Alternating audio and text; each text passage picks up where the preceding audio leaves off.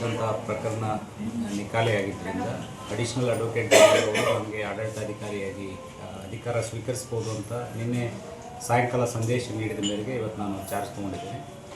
ಈ ಹೊಸ ಕಮಿಷನರ್ ಬಂದ ಮೇಲೆ ಸ್ವಲ್ಪ ಪರವಾಗಿಲ್ಲ, ಅಲ್ಲಲ್ಲಿ ಓಡಾಡ್ಕೊಂಡು ಕೆಲಸ ಮಾಡ್ತಾಯಿದ್ದಾರೆ. ನಗರದಲ್ಲಿರ್ತಕ್ಕಂಥ ಬ್ಲ್ಯಾಕ್ ಸ್ಪಾಟ್ಗಳನ್ನು ಗುರುತಿಸಿ ಅವುಗಳನ್ನು ರಂಗೋಲಿ ಹಾಕುವ ಮೂಲಕ ಒಂದು ಜಾಗೃತಿ ಮೂಡಿಸೋ ಪ್ರಯತ್ನವನ್ನು ಮಾಡ್ತಾಯಿದ್ದಾರೆ. ಮತ್ತು ಸೋರ್ಸ್ ಸೆಗ್ರಿಗೇಷನ್, ಏನು ಕಸ ಇದೆ, ಒಣ ಕಸ ಮತ್ತು ಹಸಿ ಕಸವನ್ನು ಮೂಲದಲ್ಲೇ ಬೇರ್ಪಡಿಸುವ ಪ್ರಯತ್ನವನ್ನು ಕೂಡ ನಮ್ಮ ಎಲ್ಲ ಅಧಿಕಾರಿಗಳು, ಪೌರ ಕಾರ್ಮಿಕರು, ಹೆಲ್ತ್ ಇನ್ಸ್ಪೆಕ್ಟರ್ಸು ಎಲ್ಲರೂ ಕೂಡಿ ಪ್ರಯತ್ನ ಮಾಡ್ತಾಯಿದ್ದಾರೆ.